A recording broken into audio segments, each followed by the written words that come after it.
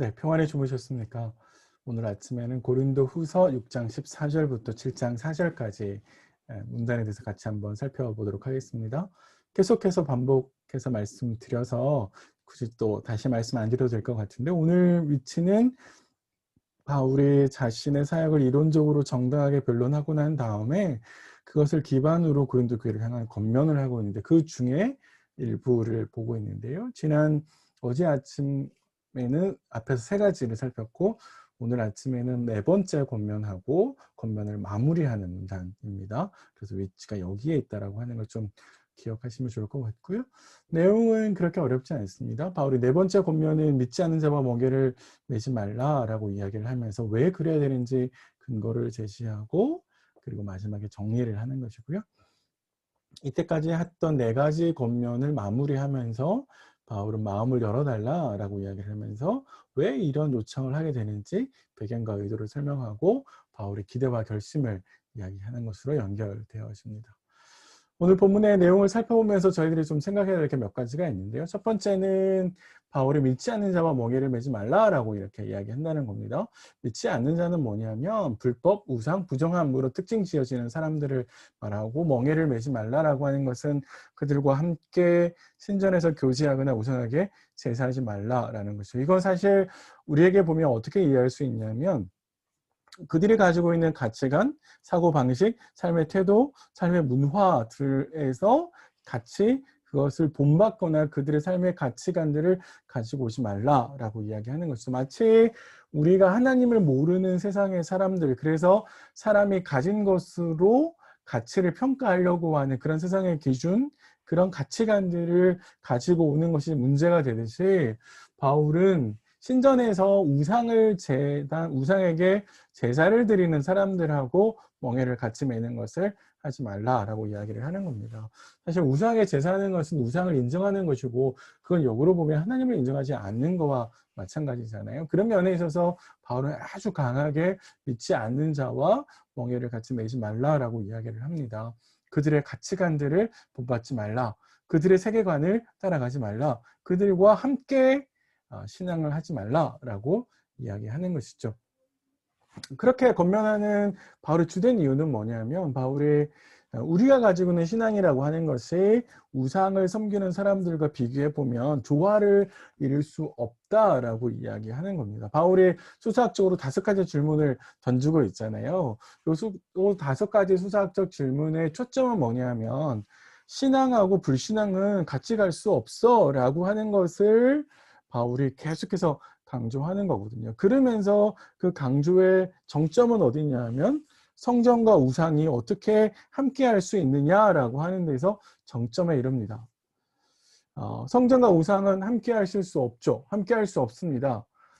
그래서 바울이 이 수사학적으로 던지는 5가지 질문은 아니요 라고 하는 대답을 유도하고, 왜 아니냐라고 하는 것에 대해서 바울은 우리가 하나님의 성전이기 때문에 그렇다라고 이야기를 한다는 겁니다. 우리가 하나님의 성전이기 때문에 믿지 않는 사람들과 함께 어울려서, 그것도 우상을 섬기는 신전에서 제사하는 거는 하나님의 말씀에 위배된다라고 바울이 경고하는 겁니다. 마찬가지로 우리 일상 삶에서 하나님의 성전으로서의 신자가 믿지 않는 사람들이 가지고 있는 가치관들을 닮아서 그들과 함께 하는 것은 조심해야 될 부분이다라고 볼 수 있는 것이죠.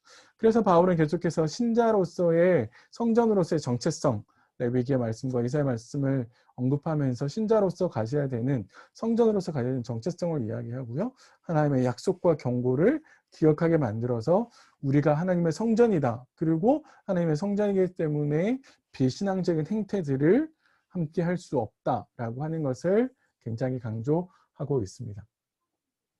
그러면서 마지막으로 사랑하는 자들아 라고 부르면서 바울은 이렇게 권면합니다. 하나님을 두려워하면서, 이게 기본적으로 우리의 태도가 되죠. 심판하시는 하나님, 우리의 모든 생과 사를 결정하실 수 있는 하나님, 바로 그 하나님을 두려워하는 마음으로 우리는 계속해서 거룩함을 이루어 나가야 되고요. 그 거룩함을 이루어 나가는 모습의 반대는 뭐냐면, 그것의 구체적인 삶의 모습은 우리의 육과 영에서 더러운 것, 그것으로부터 자신을 깨끗하게 해 나가는 것이죠. 그러니까 우리 일상의 삶에서 더럽다는 것, 부정한 것, 놔두면 죄가 될 수 있는 것들을 하나씩 하나씩 제거해 나가야 된다. 그것이 바울이 고린도 교회를 향해서 던지는 네 번째 권면이다라고 볼 수 있습니다. 사실 이런 바울의 권면은 앞에 있는 권면들과 연결해 보면 바울의 사역과 바울의 가르침을 얼마나 받아들이는지를 확인할 수 있는 일종의 테스트와 같은 권면이다라고 볼 수 있습니다. 우리 같이 생각해야 될 건 이런 것 같아요. 우리는 주일날 예배당에서 혹은 예배 시간에만 하나님을 만나는 것이 아니라 우리의 일상의 모든 삶이 다 하나님을 예배하는 자리가 돼야 되죠. 하나님을 예배하는 태도로 우리는 일상을 살아야 되는 거죠. 왜? 그게 하나님의 성전으로서의 신자의 정체성이거든요. 그런 신자의 정체성에 맞게 절제해야 되는 일들이 없을까? 가지 말아야 될 장소가 있을 수 있을 거고요. 피해야 될 만남이 있을 수 있고, 보지 말아야 될 프로그램이 있을 수 있고, 듣지 말아야 될 이야기들이 있죠.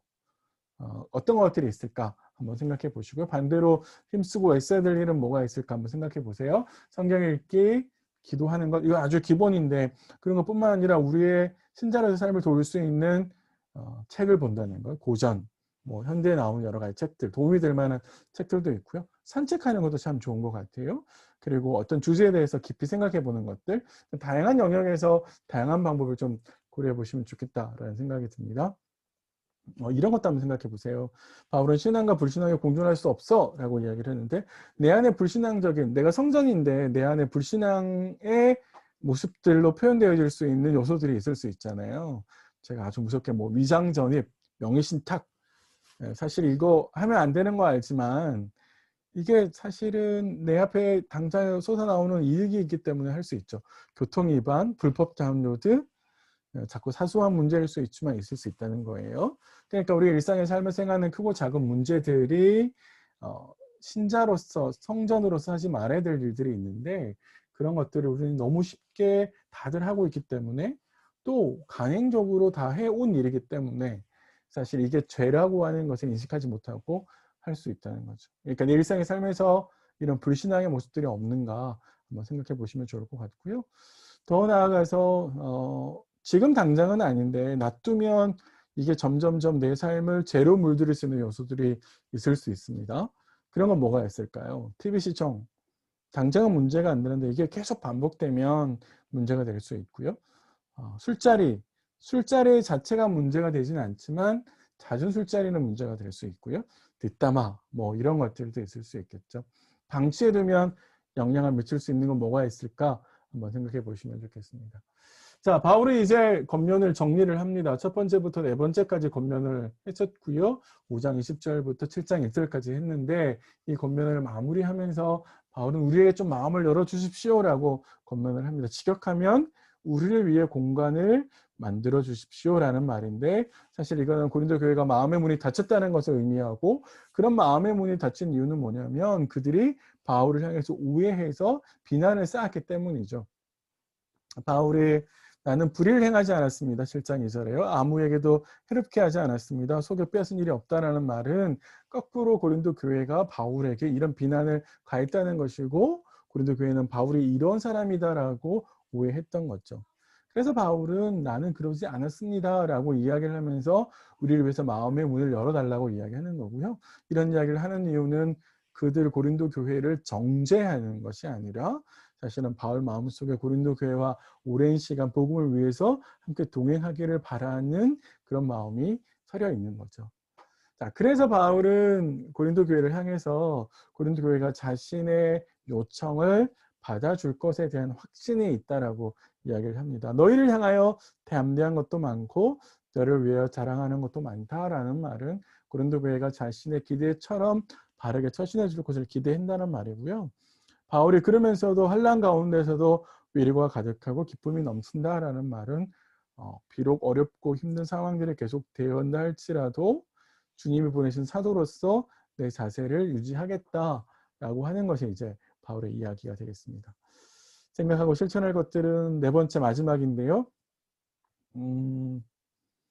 고린도 교회는 하나님이 보낸 사역자를 거부했죠. 밀어냈습니다. 마음의 문을 닫았습니다. 우리는 하나님께서 보내신 공동체에 보내신 사역자에 대해서 어떤 태도와 어떤 관계를 유지하고 있는지 한번 생각해 보시면 좋겠습니다. 같이 사역자에게 마음을 열고 또 영접하면서 협력해서 교회를 잘 섬기고 있는지 한번 점검해 보시고요. 나와 코드가 안 맞는다고 그래서 간섭받지 않으려고 하고 적당한 거리 두기를 하고 그래서 그가 전하는 메시지에 귀를 닫고 마음을 닫고 있는 건 아닌지 우리가 혹시 그런 태도가 있는 건 아닌지 한번 생각해 보셨으면 좋겠습니다.